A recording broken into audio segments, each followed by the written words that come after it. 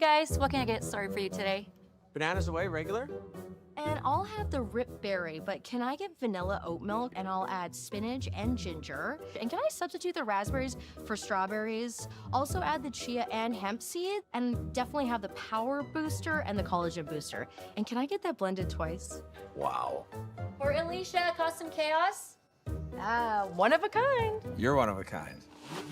Booster juice, freshly made, your way. The rock faces around Lake Tahoe are legendary. But this fall, new ones will emerge in the Tahoe Basin. Pullman, Mowat, Gushu, and more. November 4th through 9th, the Grand Slam of Curling's first ever event in the U.S. is coming to Lake Tahoe, where the greatest rock stars on earth unite for 6 days of incredible curling, celebrity appearances, and après curl parties you won't want to miss. Get your tickets at thegrandslamofcurling.com. Let's rock.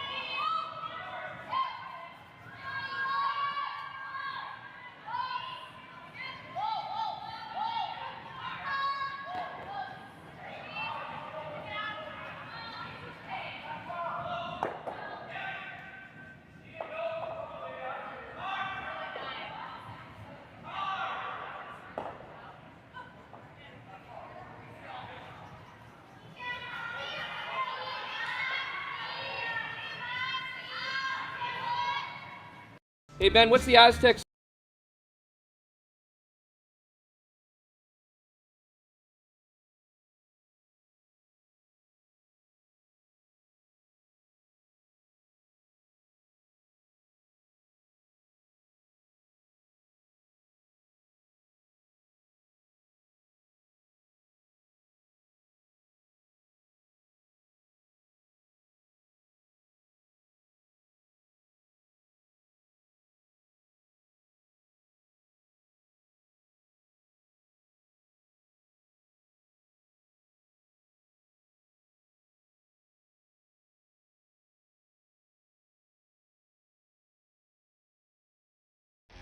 The 2025-2026 Grand Slam of Curling schedule is out, with big events happening all over Canada, like the Masters heading to London in September, the Tour Challenge from Nisku this October, the Canadian Open from Saskatoon in December, and the Players' Championship from Steinbeck coming in January. Early bird weekend and full event passes on sale now at gsoctickets.com. Let's rock!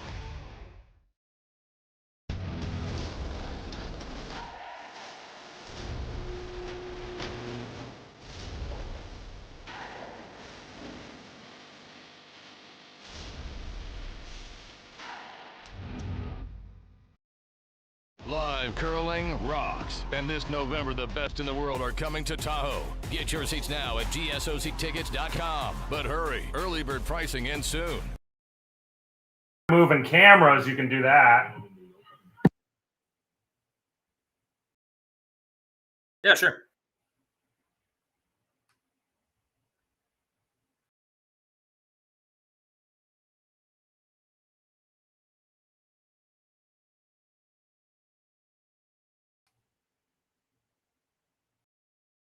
Yeah, sure.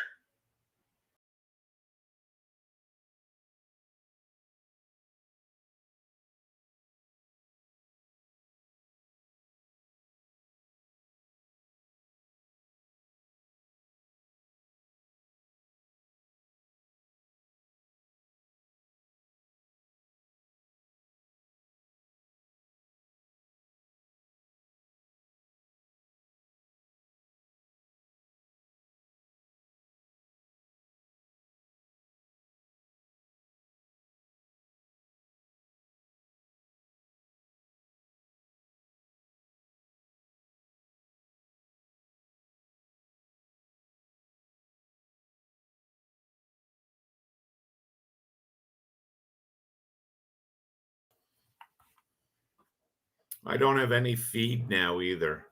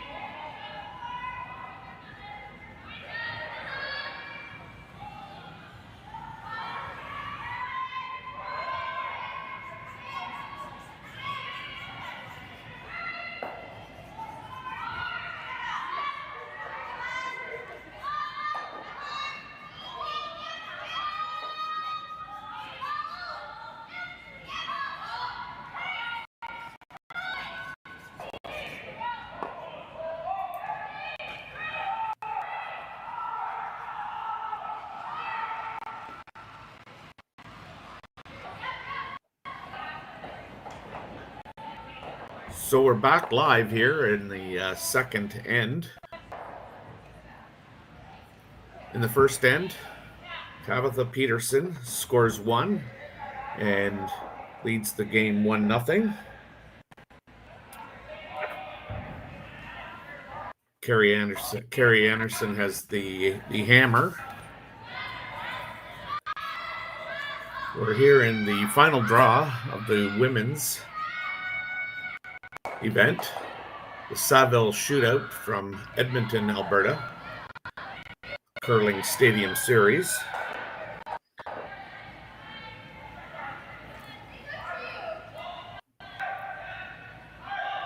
As I mentioned, we're just in the second end. Tabitha Peterson's rink has won in the full 8-foot, playing a guard, covers about a quarter of it.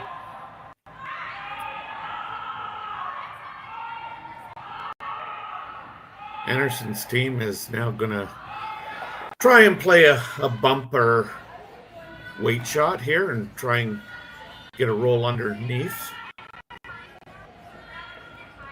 Val Sweeting, longtime third of Kerri's.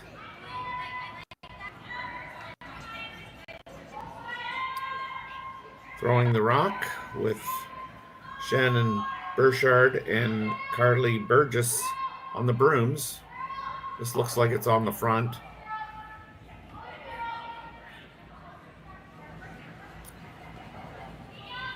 So Kerri will turn over the house to Tabitha Peterson. And Tabitha is going to ask Corey TC to replace the rock, but maybe just a little bit further over and grab a little bit more of the center line so that she can eliminate that potential hit and roll behind the corner guards that Kerri's got set up.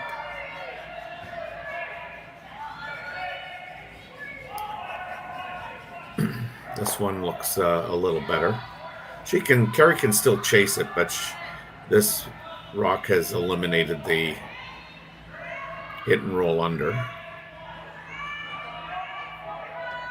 Kerri's asking Val to throw her out turn, being a lefty,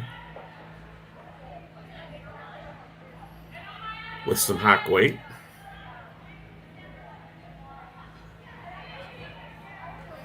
Both teams 3-0, so I'm pretty confident that I can say that both teams are going to qualify for the playoffs.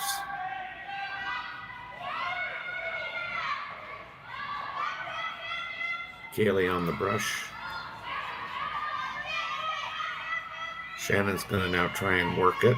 Oh no, now they're going to switch again. This is a good throw. Kerri would like to get this out of the rings just a little bit underthrown. I don't think Tabitha is going to be able to leave that there.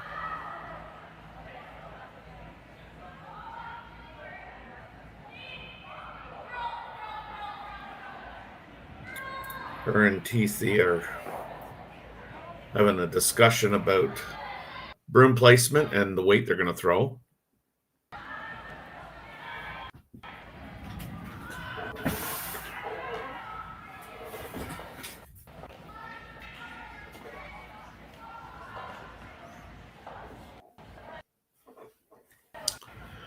So 20 women's teams started this event, playing in 4 pools of 5 teams. They play each other once for a total of 4 games. Top 8 qualify.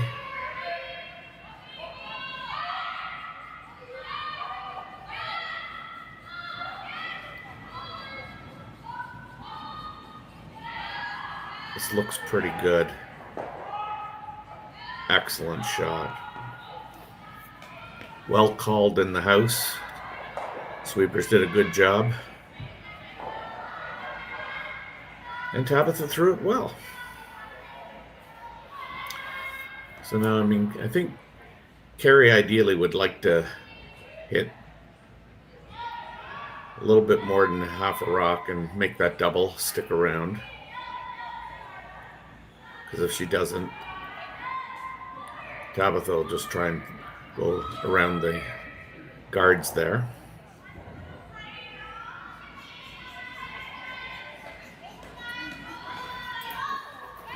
Hey, Terry, it's Rory McCosker. You sound a little lonely on this game. Oh, okay. You're doing a good job, though, Terry. Well, thank you, sir. Thank you. So the rock's on its way. Like I say, Kerri would love to make this double, but she's going to have to hit a little less than half a rock. Oh, and she does. Keeps the shooter. Excellent shot. That's why she's a 4-time women's national champion and a 6-time Grand Slam champion. That's a good one. That's a good one for Kerri to get under her belt in the second end. That's her bread and butter, those shots. She's always been a super strong hitter. And early on in this game against like another top-ranked opponent like Peterson, that's exactly what the Einarson team wants to see, is the skip make a shot that they know she can. But it's going to be very rewarding for them here. Yeah, Kerri, plays to her strength too, with her hits. Yeah, Tabitha's going to play her in turn, and they're kind of communicating down to Corey TC that it might be a little down. They'd love to get a roll underneath and force Kerri here, and a well-executed shot, forcing Kerri to play for one. This is the team that any curling fan should have their eye on this year. Team Tabitha Peterson, a team of extreme highs and lows. We've seen them struggle a lot, and we've also seen them knock off some top-ranked opponents.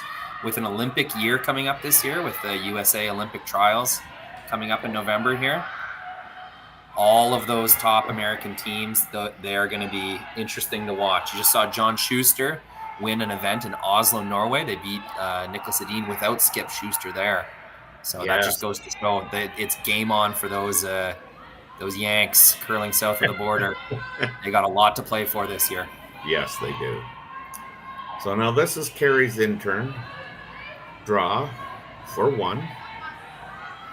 She needs full 8 foot and a little bit more, I think. Oh no, she just needs to bite the 8 foot. They're sweeping it. Looks good. I always like to, when those free draws, no, that's not a free draw, when you're throwing those draws, you like the sweepers to try and get it to the 4 foot without overexerting themselves. So we've now got a tie game 1-1 here as we head to the third inning, and we'll be back after these short messages.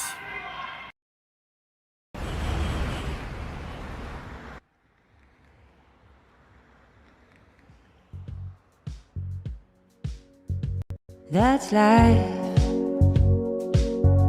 That's what all the people say. Hey guys, what can I get started for you today? Bananas away, regular? And I'll have the rip berry, but can I get vanilla oat milk and I'll add spinach and ginger? And can I substitute the raspberry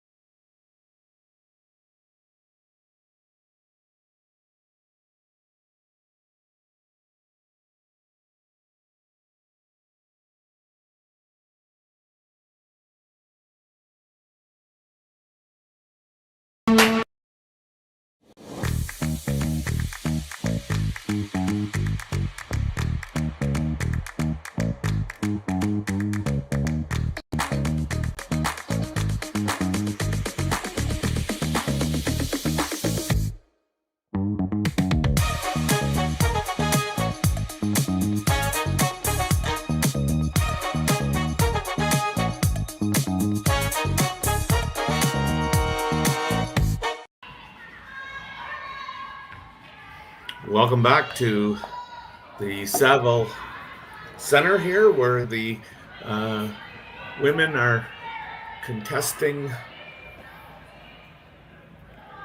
the curling stadium series here, the Saville Shootout. Each team here has had an opportunity with the hammer and has failed to generate a deuce. And now we're turning the hammer over to Tabitha Peterson's team. And we're just watching now Carly Burgess throw her second rock of the end, trying to come around everything here. Line's great by the looks of it. Oh, maybe a tad bit light. Really, the finish here has been excellent. So looking at the curling zone stats for this game, if you ever wonder, how many times these skips have played each other, or what their record is, or what their standings are in the event, you can always check curling zone under game details. Just navigate to this tournament, click game details under the line scores, and I'm seeing Kerri Einarson and Tabitha Peterson have played each other 14 times, and the head-to-head record is not what I would have guessed. It's in favor of Team Peterson. Yeah. 8 wins to 6 wins. Yeah. So that rock's being replaced to its original place because we're playing the 4-guard zone rule. I say 5 because I have to always count to 5.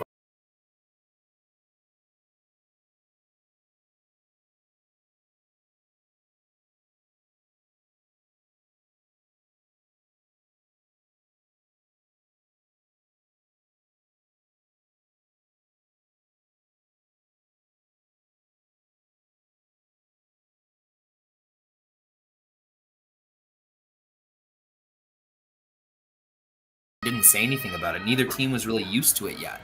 Wow. So it was nobody on the ice. Nobody raised the flag. The end kind of just continued, and that's funny. And life went on. That's funny. So now Shannon Burchard throwing her in turn. She's gonna try and get around everything here. Great sweep. Yeah, I was gonna say it looks good, but after the last one and when it rubbed, I thought I better wait till it does. Either get behind there or rubs, and then I'll state the obvious.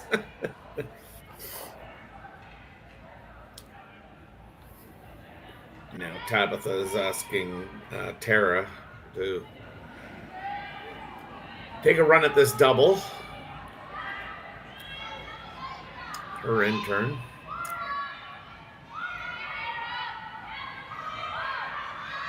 A signal from the front end that might be a little more weight than asked for. Oh, just misses it. Now that's a really good result if they get the double. Yes. Now, since they haven't, that's actually going to screw up their own promotion of those two stones. That overlap's going to work in the favor of Einarson. That's right.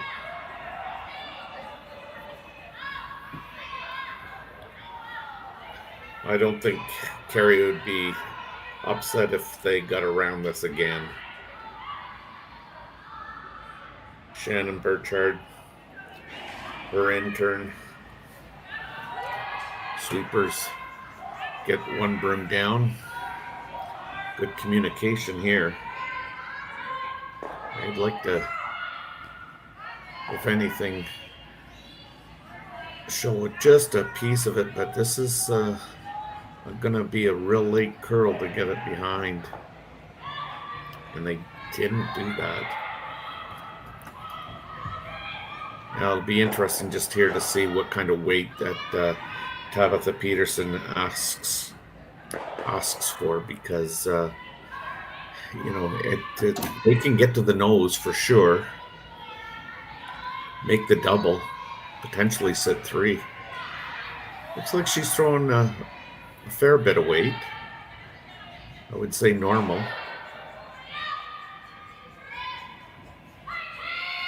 They're gonna.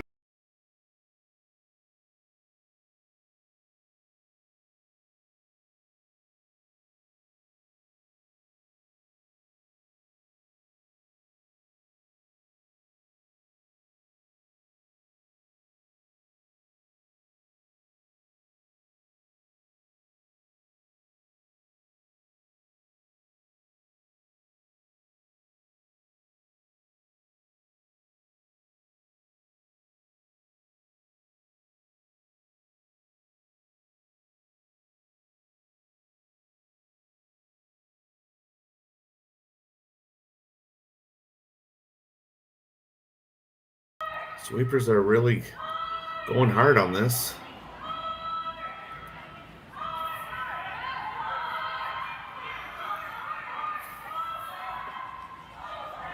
Even if you're not shot, as long as you get behind that. I think Tabitha can remove that stone, and depending on how much weight she wants to throw at this, can probably stick around for another counter out on the wings.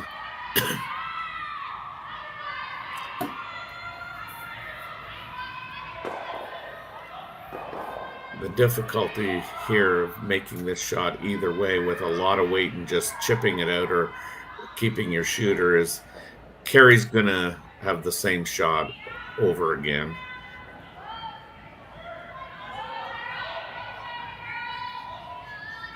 I'll try and carve this. It's got a long way to go. Yeah, I don't think they're. Oof. Tough one. Yeah, it really is, because again now that changes the scene here a bit too. Although if Kerri plays this, I mean, this is going to be a fresh path.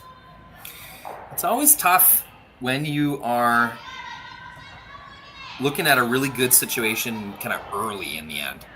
Yeah. Especially with hammer. So you know that you have 3 counters in the rings. You almost feel like you're forced to keep the big end alive.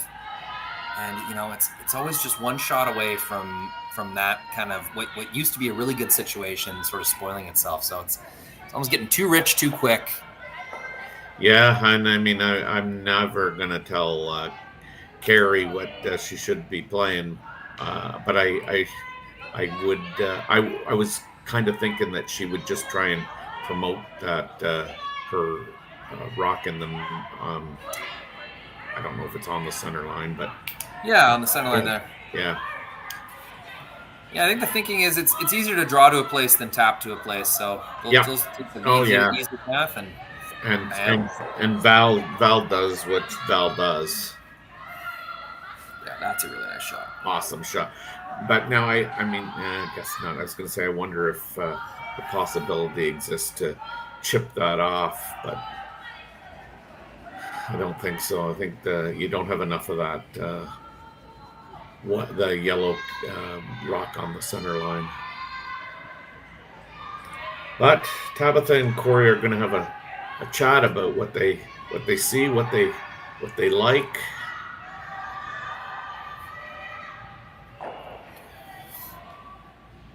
The ebbs and flow of an end.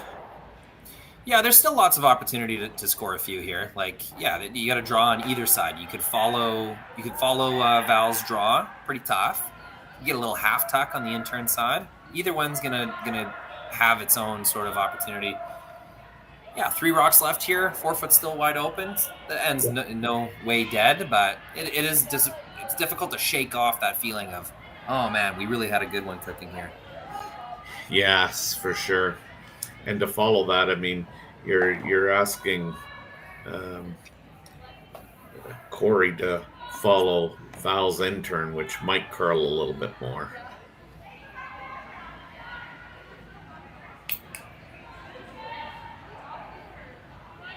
So she's elected to play the intern draw.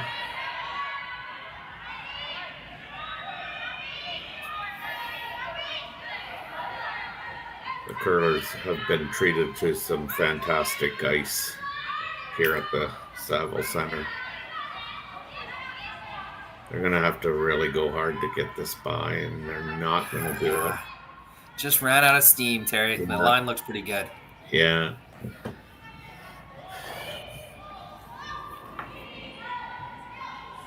Just while Team Anderson takes a look at this shot, just want to give a shout out to our production girl Kaylee. Yes, for sure. She's been killing it. She's the most improved player for sure. So we've Kaylee and Connor out of Thunder Bay and myself, Rory McCusker here in Regina, we have been loving getting back into the curling stadium swing of things. First event of the year. Just want to give a little shout out to the production team. We've come a long way. It's great to see. Yes, this curling stadium series is, it's very popular with the players as well. So I know the curling community loves being able to watch some of this curling. Currently, we have over 300 watching right now. Kerri's a big draw as well.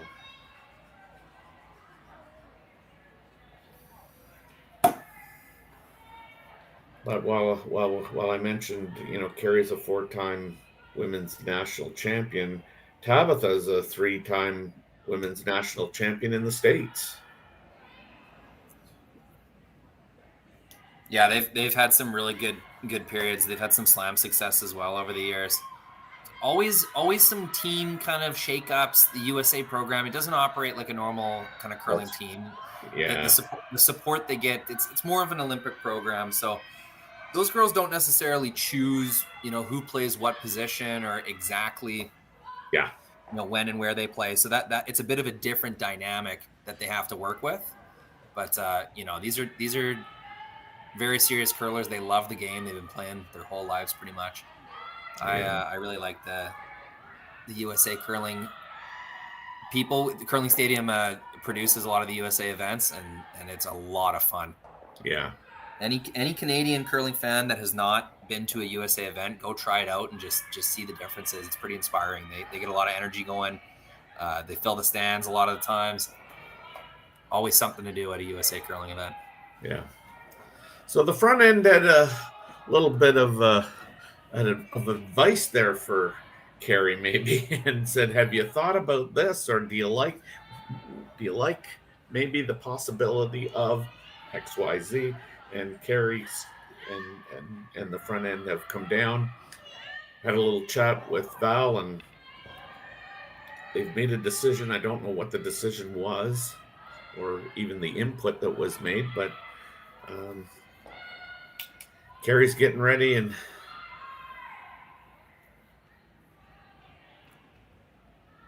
she's going to throw the intern. I don't know if she's trying to come in or whether she's just trying to make sure she provides a little bit of protection to that yellow stone. And I would say, given where the rock is at this point in time, it looks like it's got plenty of weight, and they're coming right in and around. Yeah, you got to treat that overlap situation like a guard. The only thing she couldn't do there is tick off the red and kind of open it up for promotion. I think that's a pretty good result right there. That's excellent. Quite a bit of finish in that ice, Terry. When that crossed the hog line, it was out in the 12-foot. Yeah. Swooped right in. Yeah, I got 14-2 on that draw. So I mean, the ice has been nothing but fantastic in my opinion. As a viewer, lots of good curl. It can be a little weight sensitive, so it does require you to navigate weight and the broom.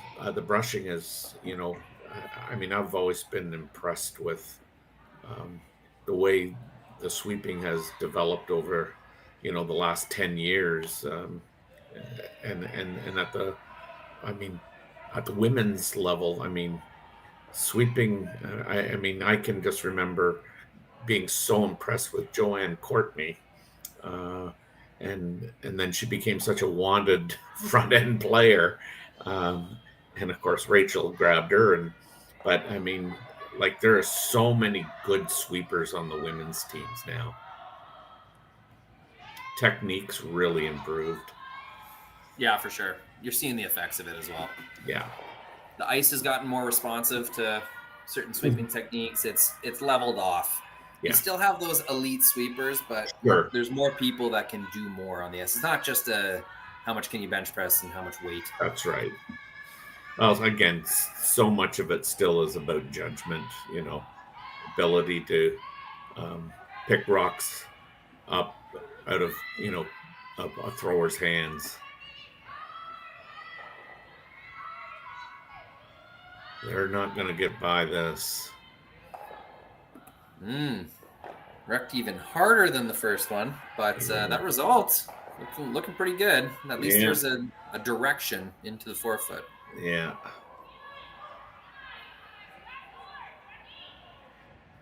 And I think Kerri's quite content to try and make sure that red onto yellow isn't available. Yeah, it's only for 1 point as well, so not a huge risk. Just guard it up, and if Tabitha makes it, hats off, you get your single point. Yep.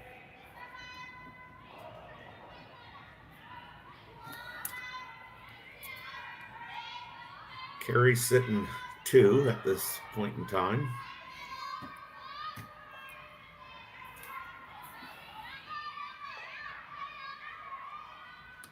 I think she'll have that out-turn draw, as difficult as it is. I think that'll be what she looks at.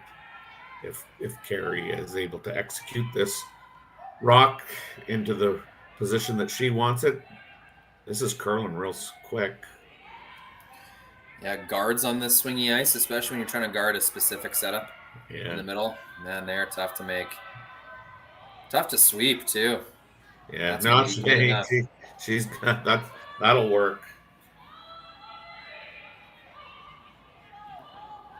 So now Peterson's got to kind of figure out how she can eliminate one of those Kerri Einarson's counters, or how she can find a way to the button.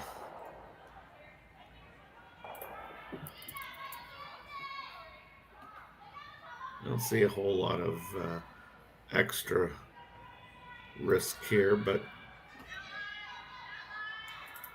I mean, you're going to give up 2. You're going to give up 2. I mean, it'd be really unfortunate to give up 3. And I think the only way she does that is she hits it so high that, I mean, she runs it into the red, which promotes the yellow. All right, last rock for Tabitha. Needs a big one here.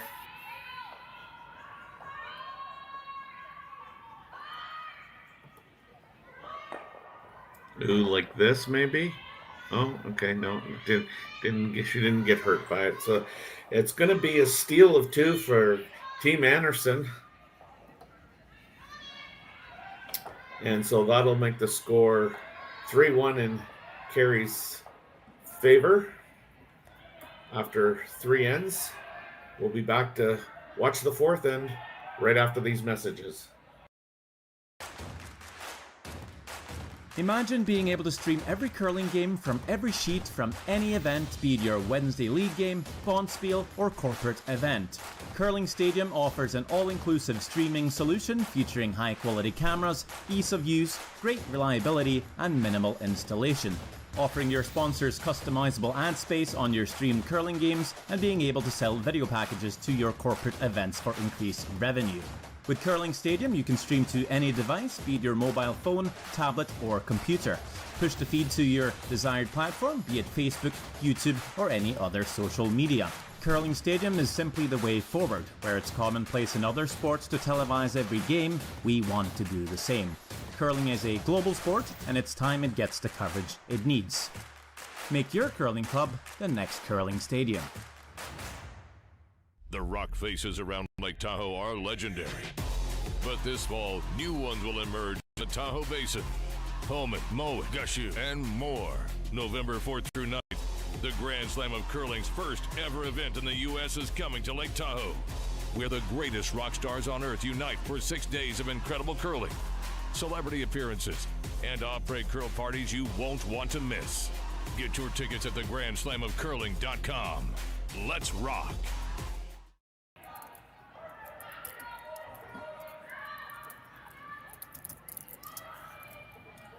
So we're back here at the Saville Shootout from Edmonton, Alberta, part of the Curling Stadium Series. Team Kerri Einarson is up 3-1 over Tabitha Peterson. Tabitha Peterson has the hammer. Kerri's elected to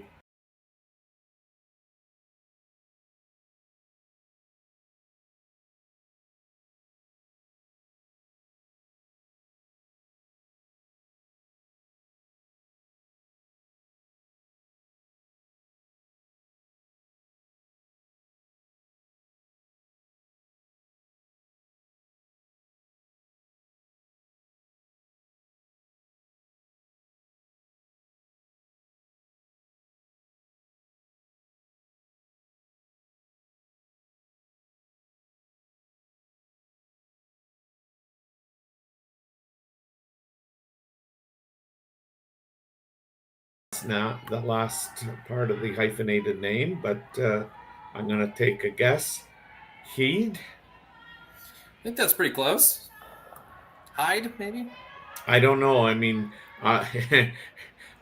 my son had auditory processing problem, and all I remember from English is the saying that when you have two vowels together, the first one does the talking, the second one does the walking. He said that to me 100,000 times. and I say it like that, and I don't even know if it's right. You know what I always say about these pronunciation issues while commentating in a sport that just has so many teams, and especially Curling Stadium, where we cover so many events with lesser known teams. Yeah. Is if I've never heard you say it, how am I supposed to know how to say it? So you know what? I try my best, but I never apologize. Because really, what am I going to do? I just got to guess until someone comes up to me at a rink and goes, "Oh, hey, it's actually not Heidi, it's Heidi." Okay, yeah, well then I know. Yeah, no, for sure. I always apologize because I don't want a grandma or grandpa yelling and screaming at me. That is who gets a little more sensitive about it, for sure. Yes. So we got a corner guard, and Kerri's guarded shot rock, and now Tabitha Peterson is asking Tara to come around that corner guard that they threw up. So game on.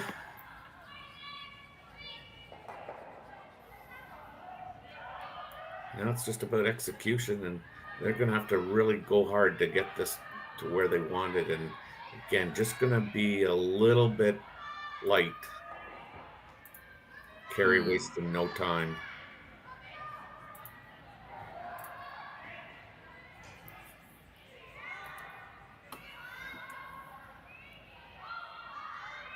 She's going to ask Shannon to remove that stone just thrown.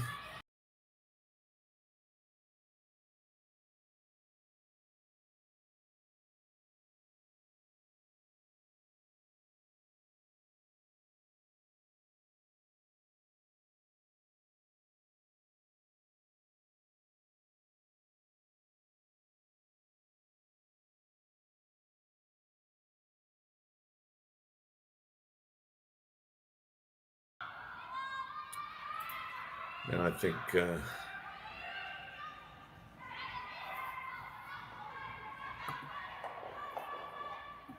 little surprised.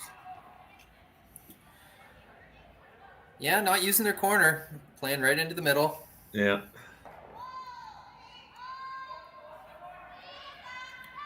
I'm sure she's got a plan. There's still, still 5 rocks remaining with hammer here. Lots of time to make something happen.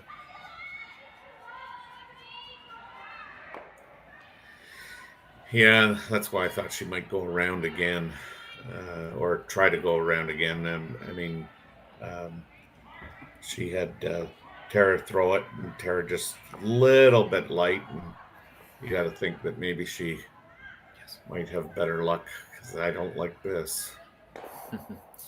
Yeah, that overlap is not going to be in the favor of Team Peterson. And Kerri just, wastes no time in trying to take advantage of that overlap either. You know what? Speaking of waste no time, I would like to thank both these teams. It's a night draw. The ice makers are tired. Everyone at the event's tired. These teams have not been screwing around. We are at, game clock's at 51 minutes, and we're halfway through the 4th end. That's a good pace of play, ladies. Love it. All appreciate it. Yes.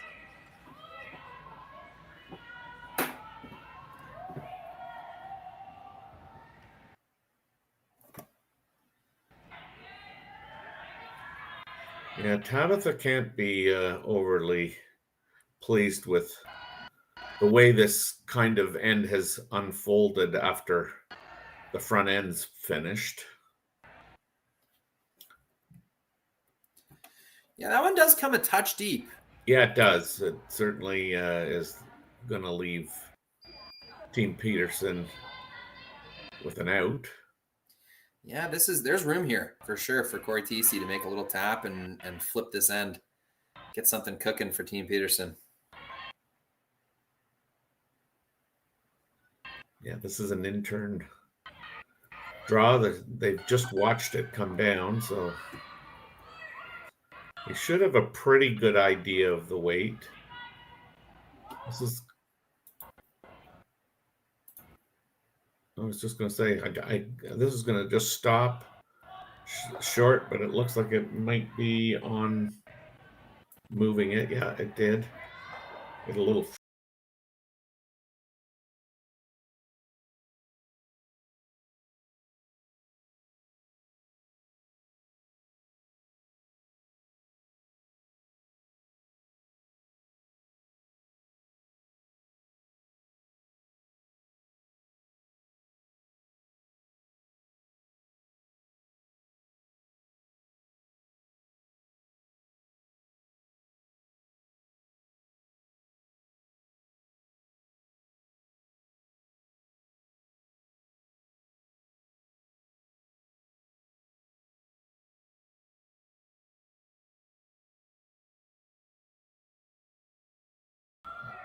Numerous times. You still everything's different because it's where you're working from and the system, and because I think Jerry had for the most part had the main operational functions, or I don't know, because I'm not a very techie person. So, but I just remember you talking about. Yeah, I shout out the production crew earlier. I'll give a couple more bits of insight on how this all works. So people like Terry are volunteering their time. We have a tiny little bit of budget that we'll throw commentators' way, but it's not very much. They're essentially volunteering their time to watch games with us and commentate. So that's very appreciated. A couple more people. Jerry Gertz works his buns off, making sure all these streams are up and active and responding to the various little issues that need responding to. James Gordon in Saskatoon here. I can actually see him on another screen of mine, setting things up. He's very good IT infrastructure kind of thing. John Benton, he leads Curling Stadium and all sorts of new ventures and constantly optimizing, constantly working with others. Jed Brundage, there's a big team.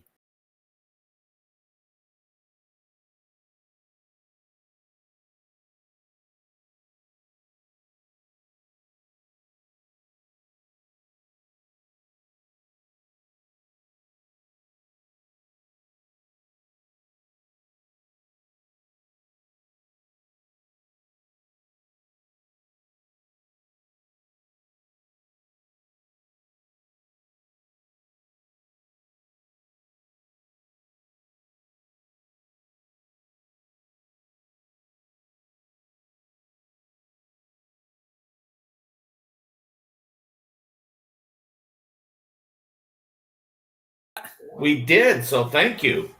Thank you, chat. That's what you're there for. So Team Peterson had a really good shot made there by Corey TC and got one right in on the button there. As you can see, the red rock sitting one.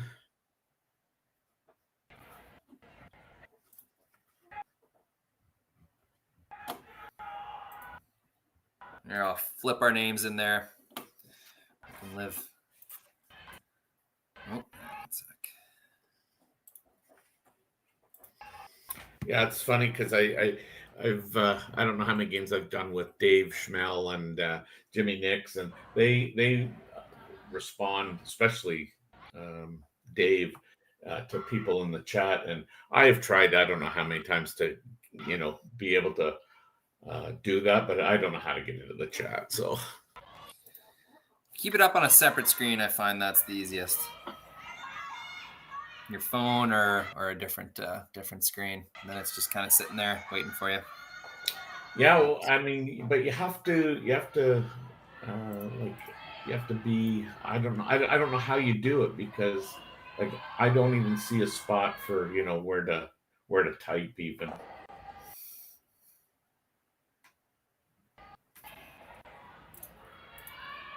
I just see them doing it now. Here's another attempt to come in and around everything again. If they can get that to the button.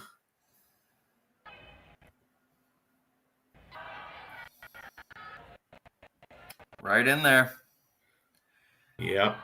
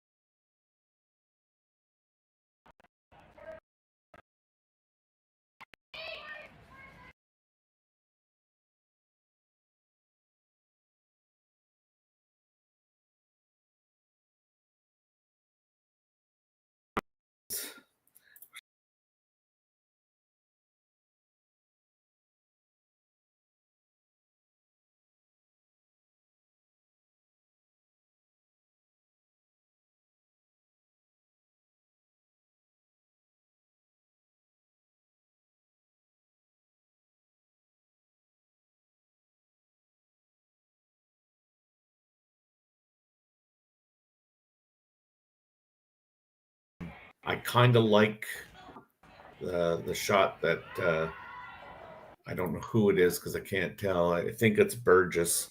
I like the shot that she's even mentioned, that she was even mentioning off the outside yellow one, because I think Peterson, I think she might consider playing that on her last one. Kind of like this.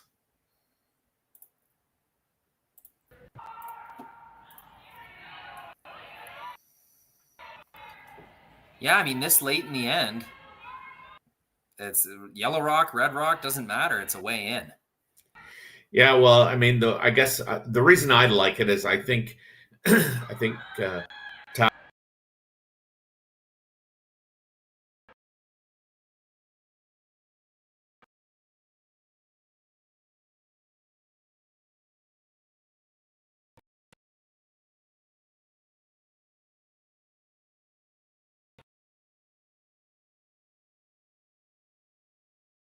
too.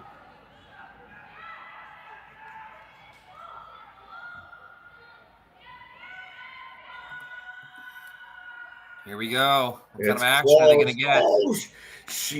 How unfortunate. Just a little too thick. It may have been a misread of where they had to hit the rock by Val and Kerri, or maybe the rock just jumped on them and it overcurled. But either way, it's going to tick off the yellow and not make contact with the reds. Let's watch that again. I don't know if it's on the center line, but yeah, on the center line there. Yeah. And that is not the right replay. Yeah, I think apologies. figure out my my replay buffer now. Yeah, so now certainly Tabitha can come in there and probably get to a position where she can actually sit 3. This isn't easy by any stretch of the imagination, but I think she can get there, sit 3. Absolutely. It was a brave end, playing to the middle, Team Peterson. And winning those trades, winning those kind of 3 rock trades. They were the first one in, and then got a chance to respond using hit and roll, and just kind of won themselves some positioning down the middle. So well-deserved 2. Let's see if they can make it 3.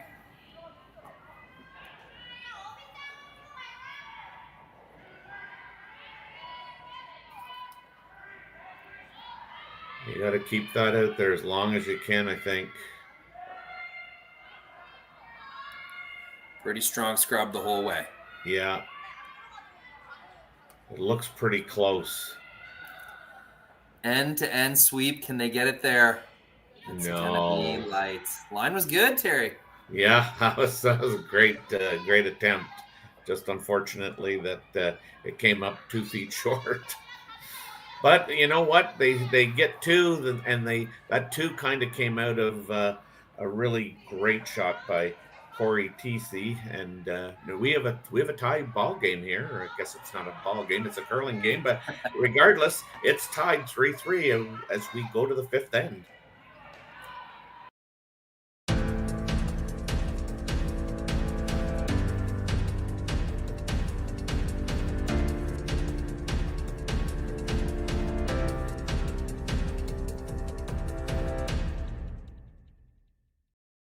For over 20 years, the Sandra Schmirler Foundation has granted more than $9 million to hospitals across Canada for life-saving equipment for premature and critically ill babies. In the past 4 years alone, $4 million has been granted thanks to the curling community's incredible generosity.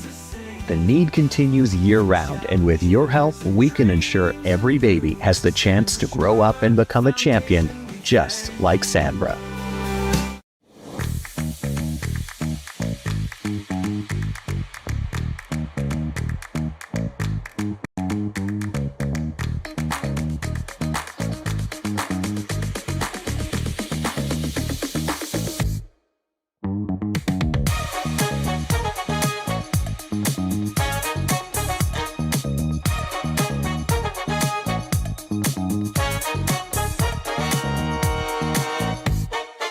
Welcome to the RockShop.net, the official store for the Grand Slam of curling. Whether you're looking for the best hats, stylish clothing, fun toys, or unique accessories, the Rock Shop has it all. Shop online anytime at the RockShop.net for exclusive Grand Slam of curling gear, or come see us in person at your next event.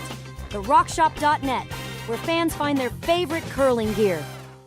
Live curling rocks, and this November, the best in the world are coming to Tahoe.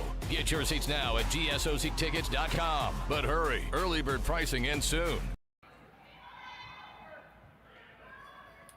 Welcome back to our 5th end coverage of the game between Tabitha Peterson and Kerri Einarson. I'm Terry Corbin along with Rory McCusker. That last end, Team Peterson really turned that around with a great shot by Corey TC, and followed that up with a great draw by Tabitha Peterson, and kind of took 2 out of the jungle there. Yeah, that was one of those shots where if Corey misses, they're in a world of hurt. Like, there's a bunch of junk down the center, a bunch of Einarson stones to promote, really no other way into the scoring area, and TC makes a really nice one.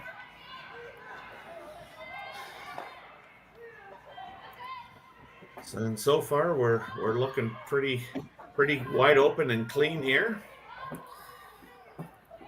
Yep, you know what, Terry? I've produced a lot of curling games over the last 4 years. I have always noticed the 5th end is a hurry up end. Teams are just kind of responding, hit. It's like everyone knows that the sixth end is so important. Like the scoring swing and the percentages of winning the game in the sixth end is so important. You know, teams are more than happy to just get in the hack and chuck some easy shots, get the fifth end over with. That's funny you say that, because you know what? I mean, I always felt it was the opposite, because of the fifth or fourth end break. Or I'm going to call it I guess it's the fifth end break. I don't know. Anyway. No, they sometimes take a break halfway, fourth end. Yeah, Not halfway. so much in these events, but. Yeah. So I always found that, you know, people go do their washroom breaks and all that stuff. And then when you come back out, everybody looks at each other and go, you know, has the ice changed any since we've last thrown a rock? And that's why I thought they, you know, a lot of times you would, you know, play a hurry up end, wait for kind of the other team to, you know, make a move. Yeah. You know what also might be to blame for this is sometimes you'll get a mop. I don't think they do here. Yeah, no, they don't. Like, no. You get a mop, and that speeds things up a bit, tricks the leads, and then what should have been a guard is now in the rings. Then they respond with a hit, and before you know it, you've got a one-way ticket to Blanksville, as Darren Mullen would say. Yes. We're definitely running through this end. Oh, this is a express train to Blanksville right now. No stops, just straight to Blanksville. But as a player, these aren't as worthless of ends as they kind of look like to the audience. You're learning paths, and like maybe they haven't really been to this wing yet, and you know, you're learning the ice, you're learning your own throw. You're still paying a lot of attention to the rocks you throw here. Maybe you have a stone that you suspect is a little faster, slower, curls a little more. This is a good chance to really experiment with that, where there's not a lot of stake. Like your misses aren't really going to be amplified. So still lots of focus to be had in an end like this. No, you're absolutely right, Rory.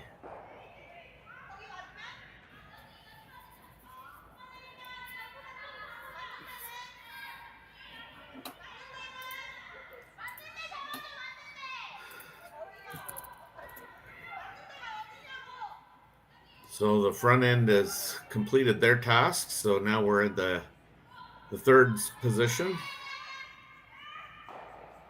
And a burn. Oh, and I was zoomed out. Oh, how bad of luck is that? Yeah. Accidentally burns the stone. Yeah.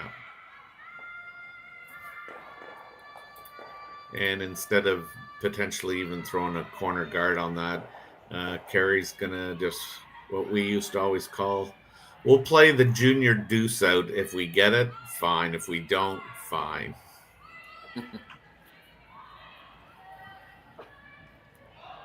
Yeah, Val's been pretty precise. Yeah. But yeah, you make a good point. With 4 rocks remaining, 3 opposition stones, and to not leave them a double is going to be pretty tough, because the opponent's going to be able to roll and kind of manipulate these stones to be closer together, maybe create a double for themselves. You got to put your rocks in pretty exact spots to maintain this kind of deuce throughout the end. Yeah.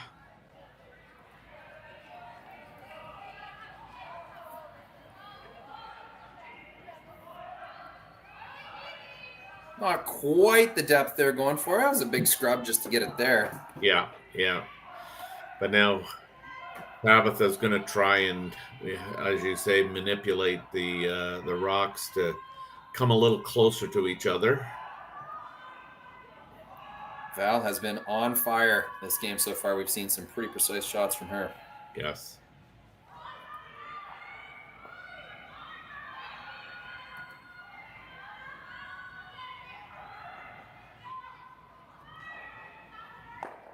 Not going to get much of a roll, but I mean, it is a roll. It's now closer, and now to nose that, I mean, you might have a better opportunity to make a double.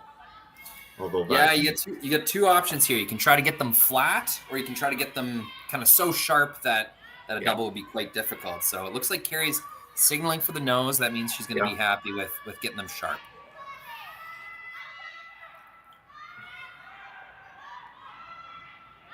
thin angle. I don't know. It's tough to come up with the right words.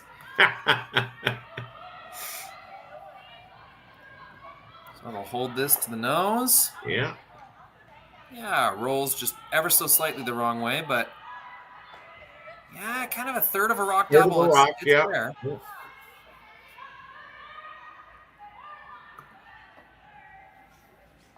Oh, got my rocks wrong. We've been playing pretty fast. Couldn't quite keep up, so it is skip stones.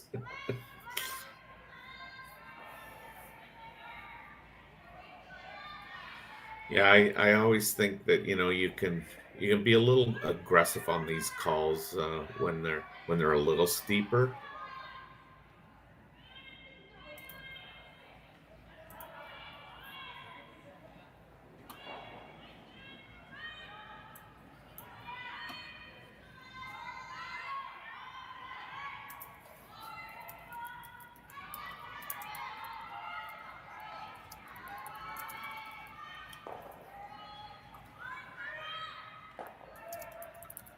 So this is Tabitha's first stone of the fifth end.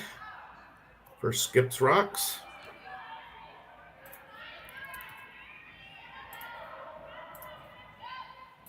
I think what's really important is, she stays in the rings and moves the rock a little bit closer. She just got a nose hit, so now Kerri will be quite content, I would think, to nose this. Not a whole lot of room to roll on the broom side.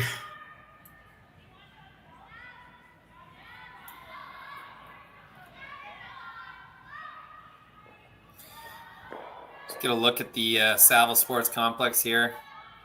Yeah, great little bar upstairs. Lots of different sports and activities going on in this building. It's a pretty cool place. If you're ever in the city of Edmonton, it's definitely worth stopping and checking out.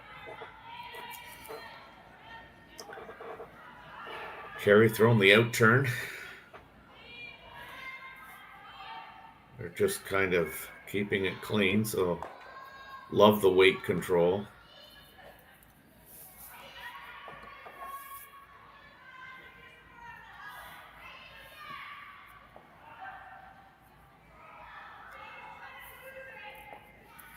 No sense taking on the double here, I guess. This might be one of those, kind of just lick your wounds and place it. Yeah, there's really no perfect spot to put this. You're just trying to make it, a percentage point or two more difficult for Kerri. I think this is more about just nailing your shot, making sure that your systems, your slide and throw is still on point. Just trying to make as good of a shot as you can make. Yeah, I think ideally, you'd actually, yeah, right out. Really, the only sacrifice here is Kerri gets to work on her draw weight instead of throwing a hit and stick.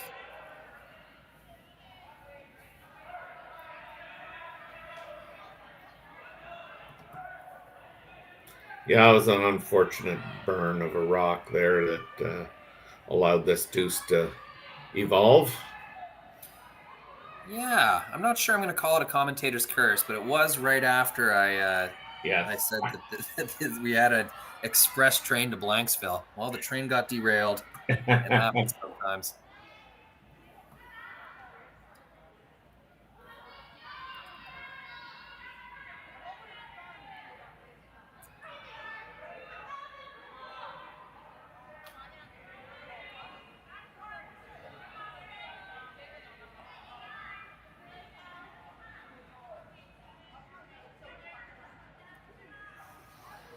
Gotta love Steve Manfred's comments there along the way.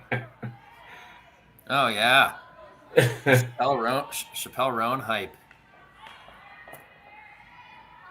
All right. She makes her draw. Yes. Now, Kerri Einarson's got a 5-3 lead heading into that all-important sixth end, and we'll be right back for that sixth end. Hey Ben, what's the Aztec Safety online e-learning website again? Yeah, that would be aztecsafety.com. Fire extinguisher and firefighting, we'll send that.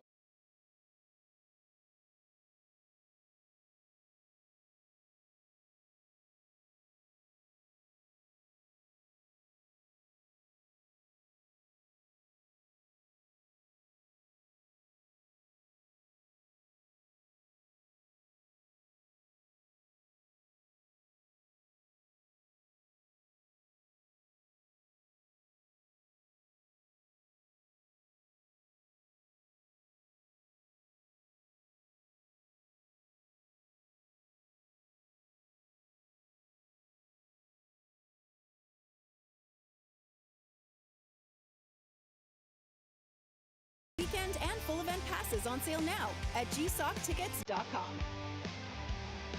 Let's rock.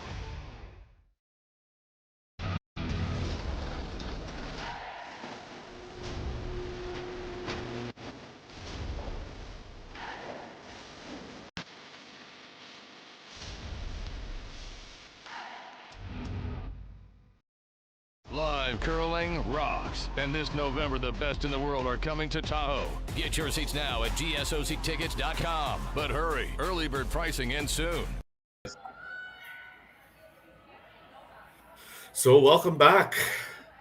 We're here at the Saville Sports Complex. I don't know what the actual official name of it is, but this is the Saville Shootout, part of the Curling Stadium Series. We're in the sixth end of a game between Kerri Einarson and Tabitha Peterson. Einarsson's up 5-3. Peterson's got the hammer, and we're on lead stones. Yeah, a derailed train to Blanksville puts Einarson up 2.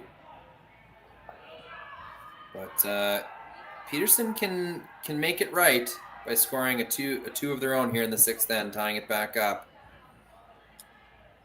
Yeah, that's... After all, if they would have given up the blank in the fifth end, you know, there's a decent chance that Einarson would have got that deuce in the sixth here anyway. Yeah. And that would have been an even worse situation. So try to make the most of it here if you're Team Peterson and put a crooked number on the board yourself. Sounds like you're looking for a silver lining. Yeah, it's not great to give up 2 ever, but that's how I'd be thinking about it if I was out on the ice there. Okay. There you go. Yes. Yes, and looks like a familiar face behind the glass of this game. Oh yes. Trademark toque at this point. Yeah, I was going to say the infamous toque. So now I think they're just trying to decide, was that on the center line? Yes, it was. So that rock's being removed.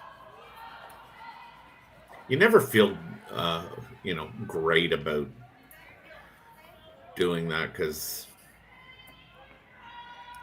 you really are at the whim of the non-offending team where they place the rock, really. Let's get a better look over at Reed. There's also Kristen Karwacki. She's subbed in amicably at some major tournaments, so they're keeping her around. Yeah. Kind of fifth player and studying rocks. You can see the laptop out. I'm sure they're tracking a few things. Yes.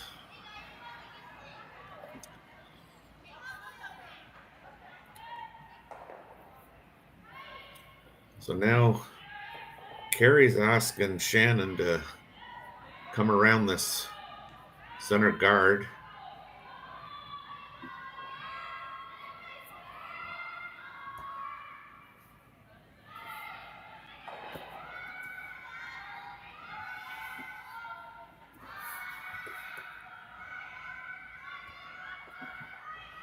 Probably a little shorter than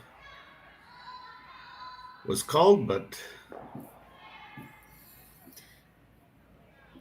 yeah, still it's on the right side of 50%, I would say. That's right. Yeah. And this is Tara Peterson, the second for Tabitha Peterson. I've always thought she had such a good big weight hit slide. It makes a lot of sense her playing second. Yeah. And they're going to bleed that into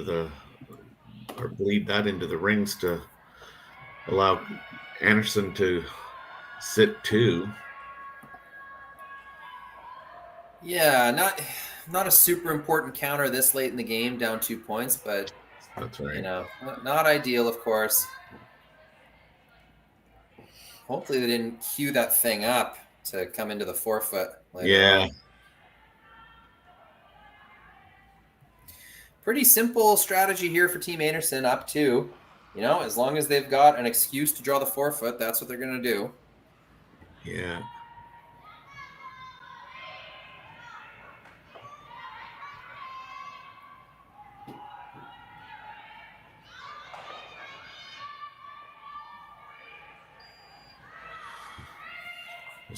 This looks fairly good.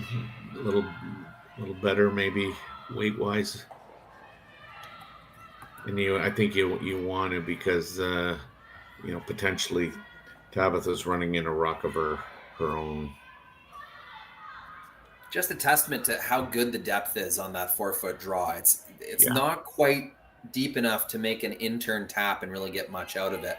So I'm sure if that was a little deeper, Tabitha would consider that in-turn draw much like we saw in the fourth end. Yep. But that depth is just perfect, so it's not quite available for her.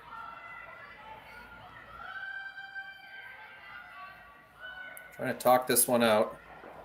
Yeah, I think she's looking at slashing that red into the yellow and maybe getting a good roll in behind the junk on the broom side. Yeah, this will be coming hard. A lot of weight from Tara. Kind of flipped that one in a little bit. You could see on the zoomed in release there. Close. 1, 2. Oh, So close. Yeah. All right, partially because I want to see that again and partially because I want to test my replay buffer. Let's try watching that again. Well, nope. I don't think you've got that, buddy. Not quite. We're not there yet. It's like throwing that shot, just testing it out. After the non-blank, the blank end to Rhodes, or sorry, the end to Blanksville got derailed. Yeah, my replay buffer is derailed. I think that might have to be an after the game kind of thing. Yeah. Beauty of watching on YouTube, though, you can queue up your own replays. That's right. I like sharing little tricks. We were talking about tech. If you're watching on YouTube, I don't think the TV has this feature. You could always just use your remote control and select backwards. But if you're watching on your phone, if you double tap on the left side of the screen, it'll take you back exactly 10 seconds. So if you wanted to kind of make your own replay and see something again, just do that double tap backwards, and you've created your own replay.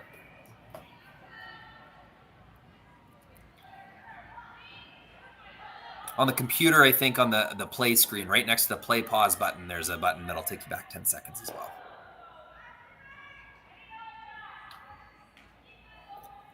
Another narrowly missed run back. Yeah, jeez. They're close, just not quite getting there. Once they make that run back, it's going to be a pretty good situation for them, but they're running out of time here, Terry. Yeah, sorry, you broke up there. I was just saying they just barely missed the run back again. Once they make it, okay, yeah, there'll be no center guard, no rock in the forefoot, and Einarson will have to play to the wing where there's a ton of junk. So if they could ever make that run back, it's going to work out really good for Team Peterson.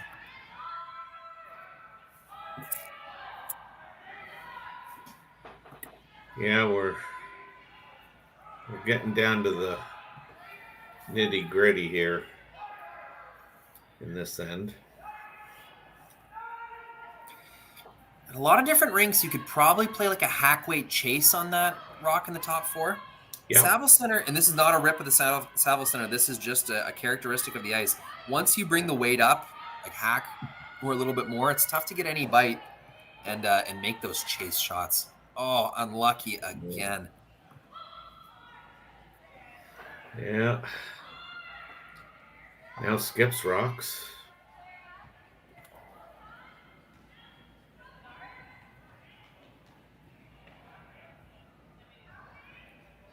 Kerri's going to elect to guard this rock, and it'll be interesting to see whether Tabitha chooses to potentially get a skips deuce by going around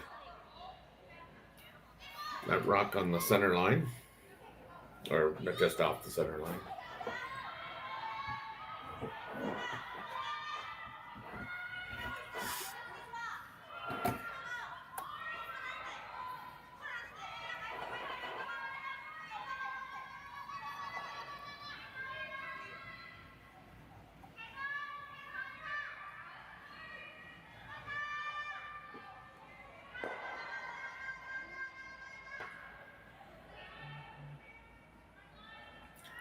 So this is just a guard that was called.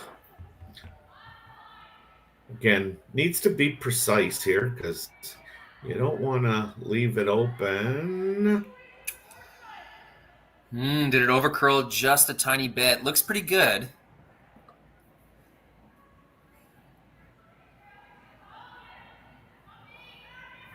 Yeah, I think she displaced the out-turn draw. Yeah, she is.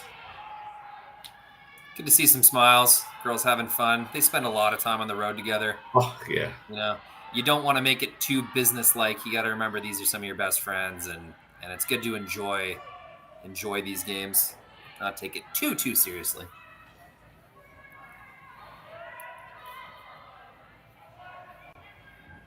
Yeah, they've seemed to have had, good chemistry on this team right from its inception. Now, I know that one member of the team that originally got together isn't with them anymore, but I was always, impressed with the chemistry that they did have.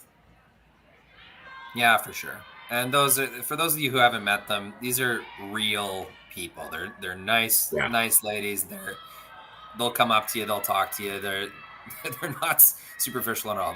They're curlers, but they're people, and it's really easy to cheer for once you've met them. This is looking pretty good here. If they could just get it for shot, they did. Wow, nice throw. Yeah, Kerri says, hey, you know what? If we can prevent a deuce here, it might be considered a win.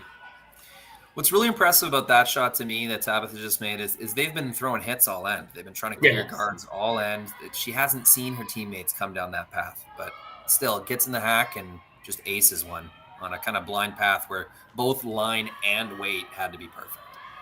That is so true.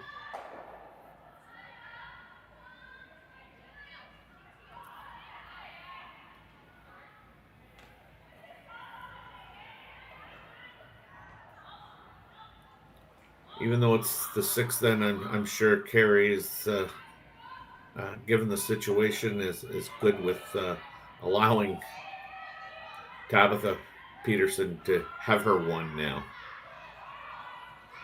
Yeah, chasing that thing's only going to open it up for two. Yeah. So, speaking of opening it up, this is curling a lot earlier than Tabitha's. It's going to knock it around. Will it leave a hole? I think if you get to the red one, Terry, it outcounts the yellow. But it does. Is the line, yeah. Is the line right, though? I don't know if it is.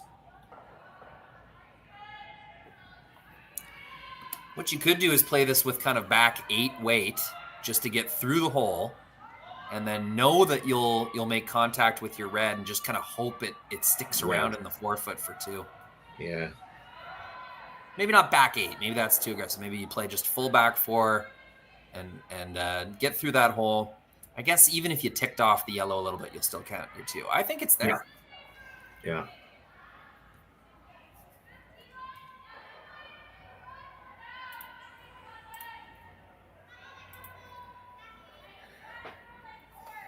Yeah, the key is getting through the hole, obviously, and she's just played this. Just gonna be a little different line.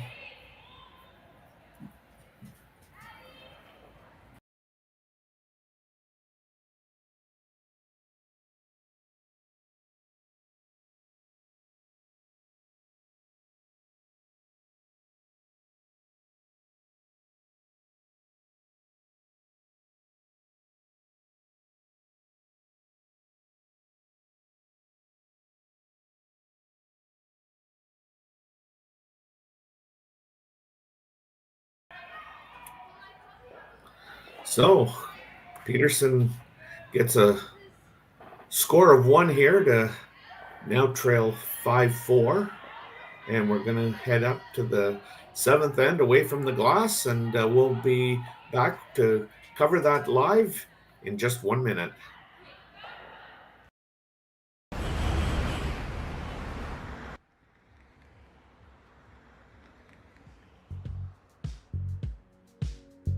That's life. That's what all the people say.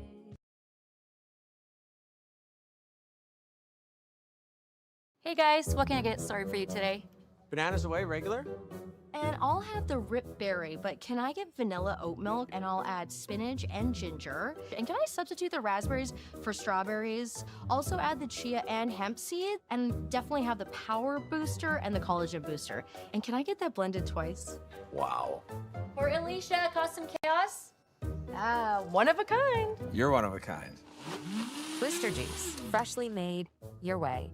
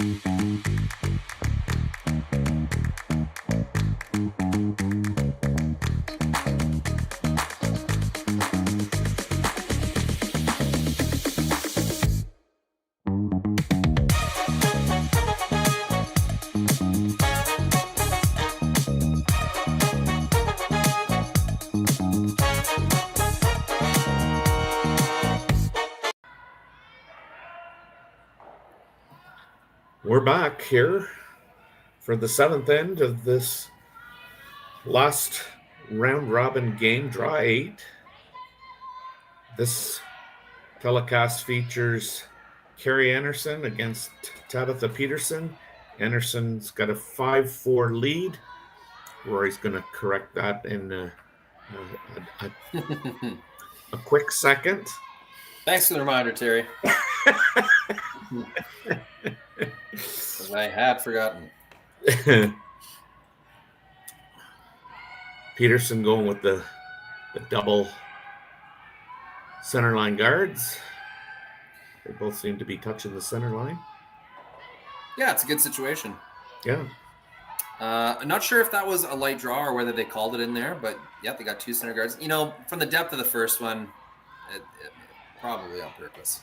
So, yeah, good 2 guards there from Taylor Anderson Heidi. We got the spelling correction from Arlene. Yeah, Arlene Anderson, the mother of Taylor and Sarah, both great competitors on the U.S. circuit and really supportive USA curlers, helping out the juniors. I've seen them do a ton of volunteer work at the various junior events. So welcome, Arlene. Nice to meet you, and thanks for chiming in on the chat. Yes, and thank you for your time that you dedicate towards the sport. Yeah, these curlers, they don't get this good on their own. You need supporting parents, and just I think back to my parents coaching and driving to the rinks and all the time and energy they put into it. Yeah.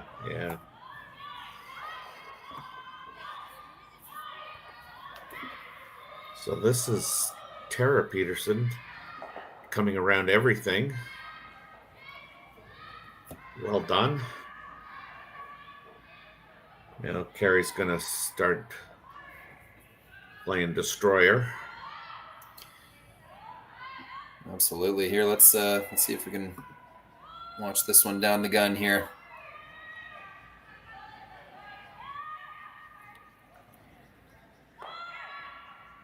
Oh, just going for the single P. Oh no, they want both. 1, 2. Yeah, we'll get it. Shannon's got that unique putting the rotation on.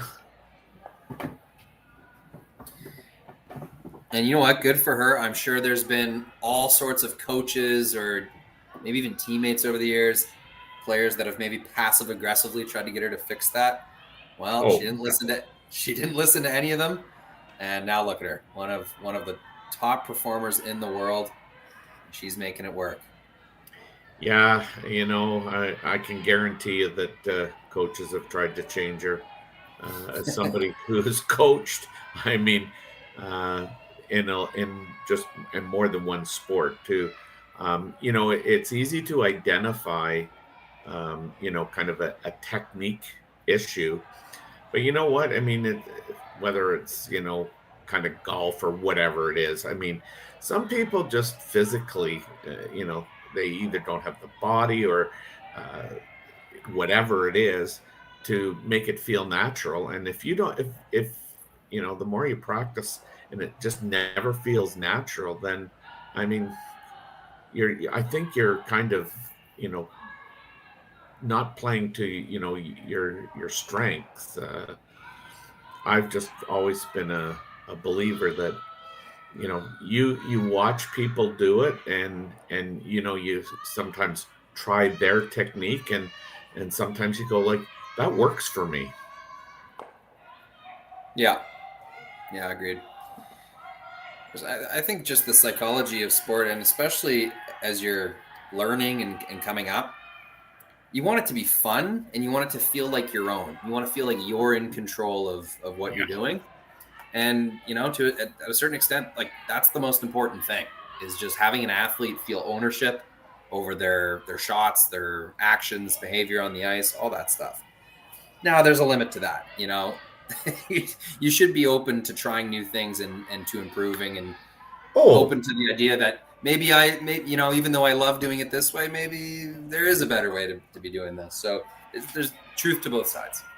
Yeah, I mean, I think you need to be open to trying all things, but at the end of the day, like, yeah, you're an athlete. In the case that we're talking about, you know, it's your body, it's, you know, your mind. You know, you got to do what you think's right for you.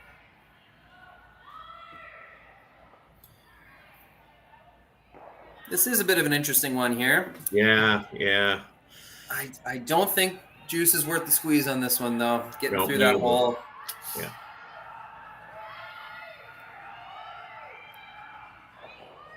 I think she's just looking to straight peel this. Yeah, you got to think Team Peterson's just going to put up a better one after this. And yeah, that's slightly uncomfortable, but I think this is the safe play for sure. And well done. I guess where is a better spot? That was pretty darn good. No hole, no promotion available.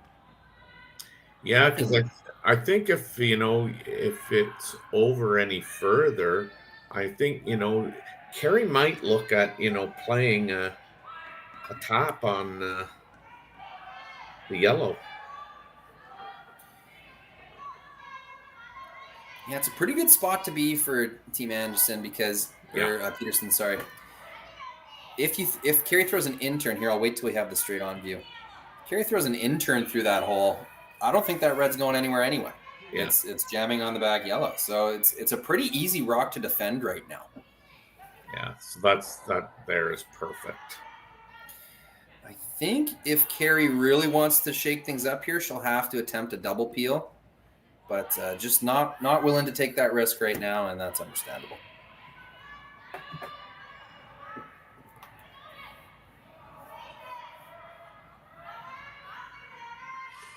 Yeah, you know, this is the kind of first spiel of the 2025-2026 season, and it already feels weird in conversations like no Jennifer Jones this year. Like she's been a staple of curling in Canada for how long? It's just gonna be different, I think. Yeah, it's got that feel for, and if it feels different now, Terry, wait till February and March when all these teams blow up and rearrange themselves, and the flurry of retirements, and these Olympic years are a fun time to be a curling fan. It's not only that; there's a bunch of international attention on curling. Curling gains a bunch of attention, new players. Yes, it's a great time these every 4 years when curling is featured in the Olympics. Yeah, I guess that was the only part that surprised me a little about her timing of walking away. I mean, she had such a great run at the Scotties. It was kind of a storybook ending, but at the end of the day, really would have liked to seen her take one more stab at an Olympic berth. Yeah, and I mean that's only a compliment to Jennifer and her legacy. But I've gotten to know Jennifer. I work with the Sportsnet Grand Slam of Curling crew, and she's doing an excellent job commentating, learning so much, taking it so seriously, taking it as seriously as she would playing, learning all the ins and outs of the industry, and just trying to get better. And so we still get to enjoy Jennifer, just with her voice on the broadcast. That's true. Well, and she started that before she left as well. It was like, yeah, they were working her in she was commentating games in the same spiel she was playing. So yeah. That's a lot of effort. That's really putting a lot of mental energy into it.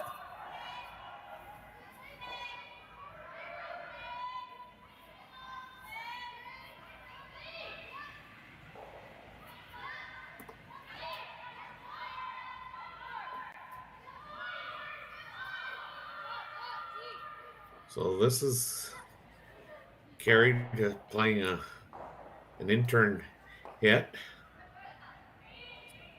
I believe she's just trying to remove the guard that was just thrown.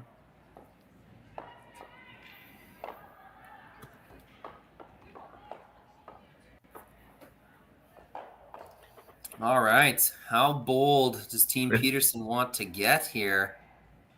They basically have a free steal if they want it. Like, Kerri will have that long run, so I shouldn't say it's guaranteed, but they got a really good chance of stealing if they plop another guard up there. Looks like they considered drawing into lie 2. It's not the worst choice, down 1 in the 7th. I mean, at one point, it's not the best situation, but tied without coming home. Looks like they've decided to just throw another guard. Yeah, I think that is, kind of the natural tendency.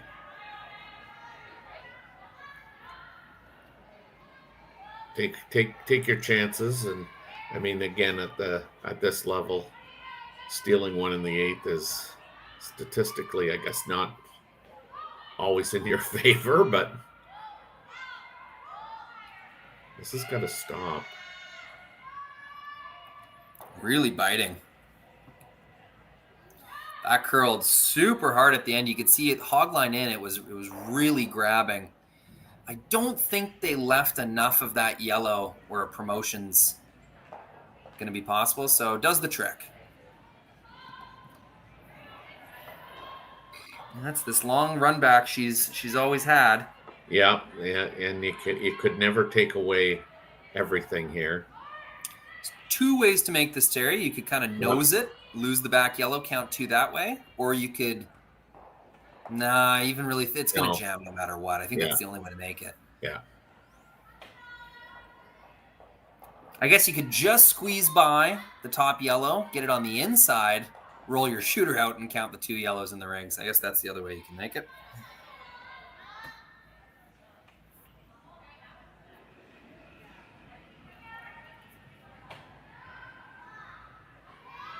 risk-free try, anyhow. Yeah, for sure. I mean, you're either tied or you're 2 up.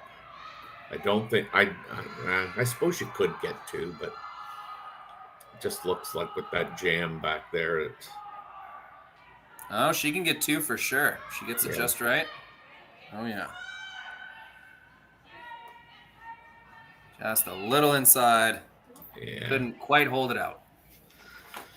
So, I mean, the good news, Rory, is that the likelihood of a blank. Don't say it. Blank extra. I've seen it before. Oh, hey, we did a game last year where we played full 10 ends because we couldn't decide it in the ninth. But anyway, we'll return for that all-important 8th end after these messages from our sponsor. Imagine being able to stream every curling game from every sheet from any event, be it your Wednesday league game, bonspiel, or corporate event. Curling Stadium offers an all-inclusive streaming solution featuring high-quality cameras, ease of use, great reliability, and minimal installation. Offering your sponsors customizable ad space on your streamed curling games and being able to sell video packages to your corporate events for increased revenue. With Curling Stadium, you can stream to any device, be it your mobile phone, tablet, or computer. Push the feed to your desired platform, be it Facebook, YouTube, or any other social media. Curling Stadium is simply the way forward. Where it's commonplace in other sports to televise every game, we want to do the same. Curling is a global sport, and it's time it gets the coverage it needs. Make your curling club the next Curling Stadium. The rock faces around Lake Tahoe are legendary. But this fall, new ones will emerge in the Tahoe Basin. Pullman, Mowat, Gushu, and more. November 4th through 9th, the Grand Slam of Curling's first ever event in the U.S. is coming to Lake Tahoe, where the greatest rock stars on earth unite for 6 days of incredible curling, celebrity appearances, and off-break curl parties you won't want to miss. Get your tickets at thegrandslamofcurling.com. Let's rock. Like, learn this one and then break the rules. Yes. Welcome back for the 8th end here in this game between Kerri Einarson and Tabitha Peterson. We've got a 5-5 score. We've got Kerri Einarson's team with the hammer.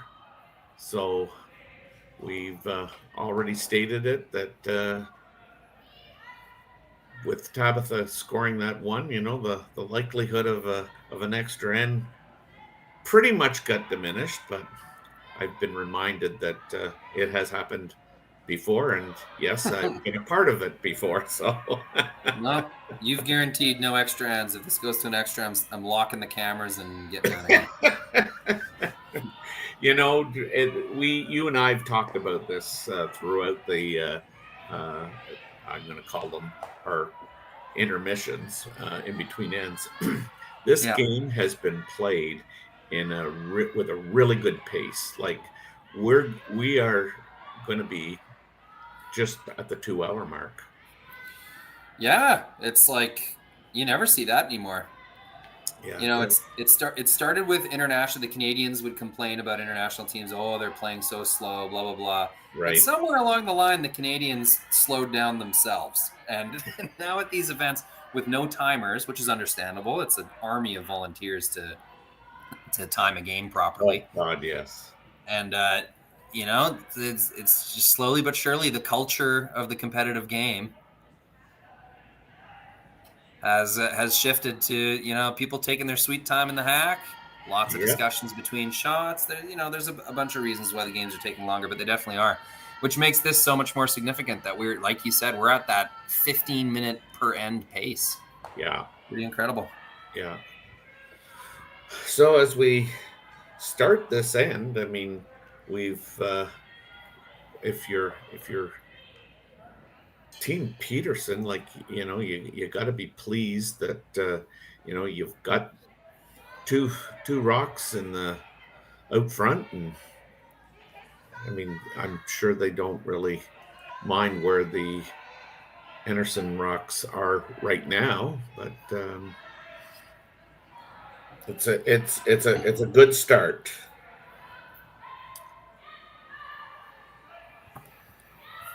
I guess they're talking about, what they want to move some rocks around. Yeah, that's the formula. 2 rocks on the center line, decent separation between them. That's about all you can do.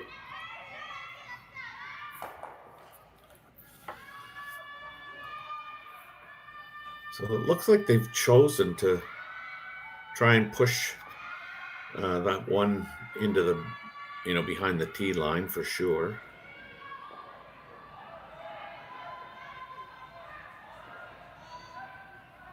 Do not want to disturb that front. This is the only way you cannot miss this shot is heavy inside.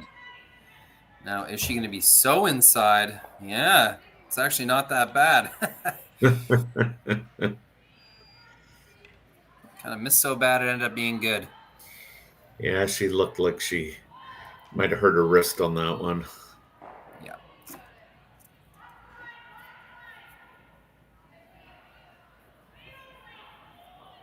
So now Kerri's asking Shannon here to potentially make a double peel.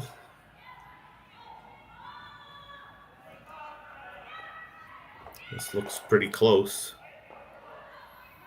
Moves 3 red rocks. Fantastic. Hello.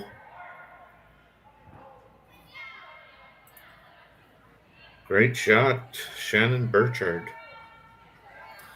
Yeah, these are the situations in these like tie game or extra end situations near the end of the game. It's your second. If you can get a big double peel, or in that case, a triple peel, it just really fills the team with confidence.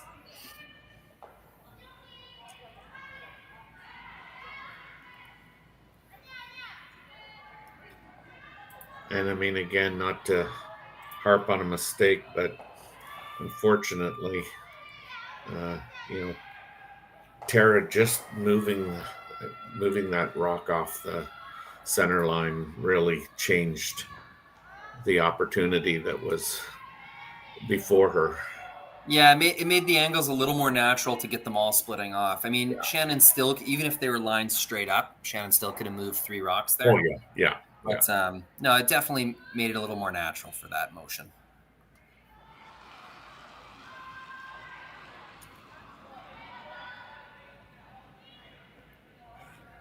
It's been a really strong game for Team Einarson. Peterson came to play herself. Like there was a few ends where she missed both her shots, but on the whole, the team's made some clutch ones. I can think that Corey Christensen's had a pretty strong game as well. And it took a full effort for Einarson to get themselves in this situation, tied with, which is by no means a guaranteed win. In fact, I think it's a little over 20% of the time to steal a win in this situation. So it took the best from Team Einarson. We're going to see these two teams meet over and over again this season in higher and higher stakes as they go. So good first look, and the fact that they're both performing this well in early September bodes well for the rest of the season.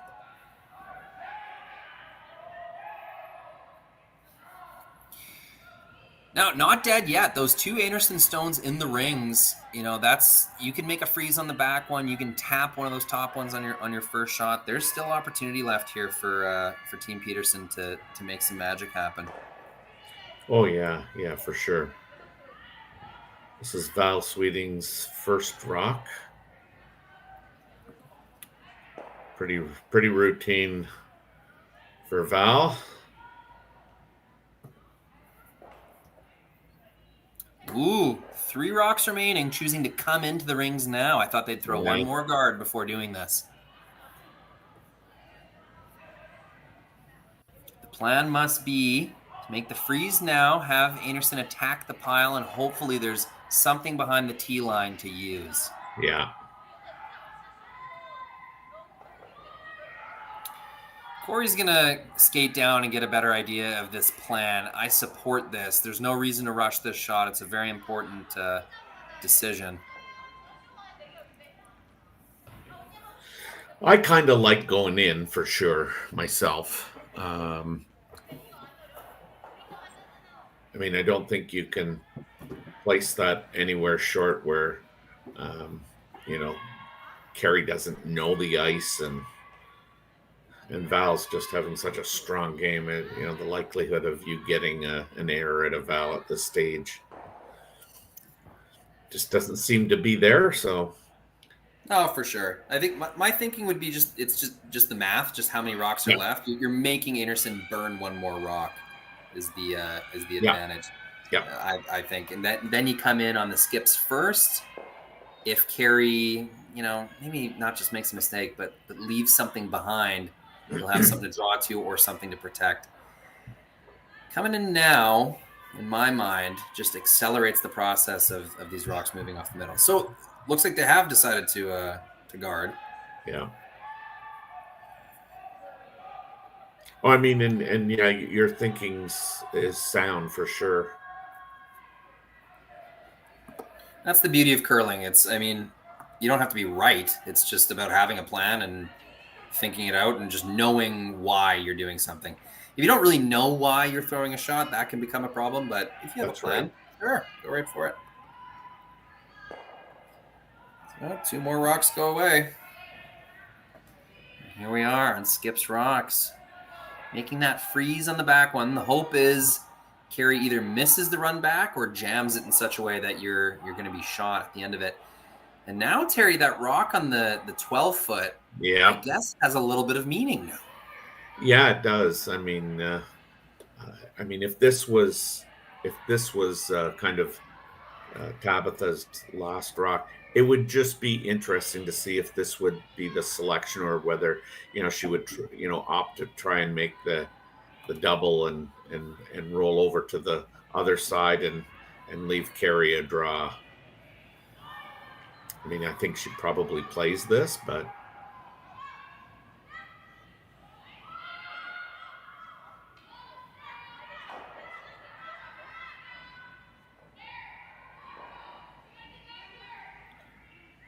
Tabitha's saying that it's out there, boys and girls. It's out there. Sweepers look like they're going for weight. Yeah. Looks really close. Yeah. Can they get some curl out of it at the end here? Okay. Nice sweep by Taylor.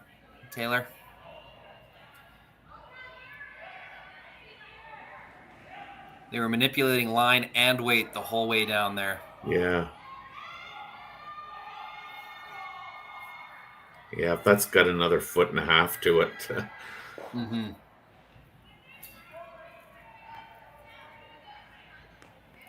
So now, if you're carried, I mean, do you want to hit and take that back yellow one with you? I mean, I guess ideally that might be the shot, right? Yeah. Oof. A lot to consider. If you take the back one with you, you're risking jamming the red one into it. It's really only a few inches away. Also, if you take the back one with you, you could attempt. I guess there wouldn't really be a double to lie to.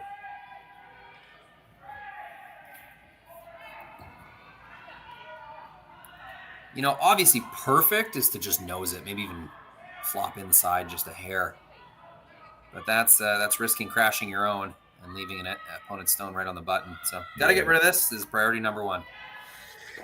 Yeah, and I would think this would have a little bit of mustard on it.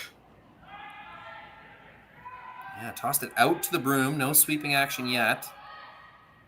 Bit of a carve now. I'm going to be able to curl it enough. Yeah.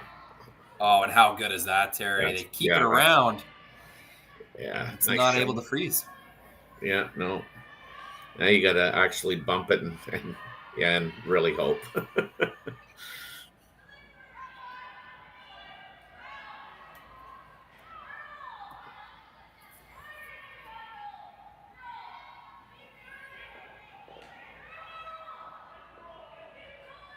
So, looks like she's going to attempt to push it back to the back of the 4-foot. Yeah, it's a tough look. I mean, priority 1, get shot rock, make Kerri throw it. But, I think the perfect spot might be tapping this rock to the back four and just rolling a little bit towards the other yellow. Maybe setting up some kind of jam, maybe only showing Kerri half a rock. Really not working with a lot here is Tabitha Peterson. Yeah. So Tabitha Peterson's last rock here in the 8th end. Needing to at least be shot rock here to force Kerri to have to throw. Looking a little light, Terry. Yeah. Can they get it back far enough? Yeah. I think they do. I don't It's know. Close. Well, they're going to walk away from it and pretend it's good anyway. That's right. Of course you are. It would take Kerri to go, I'm not throwing. Yeah. Okay, let's see if I got a zoom in option here. Oh, they are. They're going to concede. Yeah, they conceded. So that concludes the women's 8th draw and the portion of the round robin. Team Einarson wins this game 6-5, and she'll finish the round robin with a perfect 4-0 record, while Tabitha Peterson incurs her first loss and finishes the round robin with a 3-1 record. And both teams will make the playoffs, so you never know. They may be seeing each other again very shortly, like tomorrow. Yep. Look for these teams to make some noise tomorrow. They both played quite well tonight. Any final thoughts, Rory? Yeah, I mean, Team Einarson, when they're playing like this, they're a buzzsaw. They showed us tonight. Like I don't remember seeing 2 misses in a row. I barely remember seeing some half makes. I'd be interested to see Team Anderson's percentages tonight. They were red hot. Yeah, it was definitely a well-curled game with some, dynamite shots both by Kerri and Tabitha, as well as the other members of each team. But the end result was, in my opinion, that the better team actually won the game. So anyway, for Rory McCusker and I'm Terry Corbin, and thanks for joining us. And be sure to join us tomorrow as the quarterfinals start at 8 a.m. or no, it might not be 8 a.m. It might be a little bit. Oh yeah, no, 8:30 Mountain Time. Yeah. So for all of you who stayed with us and watched a really good curling game, thank you, and we'll hopefully see people tomorrow for the quarterfinals. Good Thanks, night. Terry. Good night. Don't go to bed, guys. Keep watching curling. That's right. Live curling rocks. And this November, the best in the world are coming to Tahoe. Get your seats now at gsoctickets.com. But hurry, early bird pricing ends soon.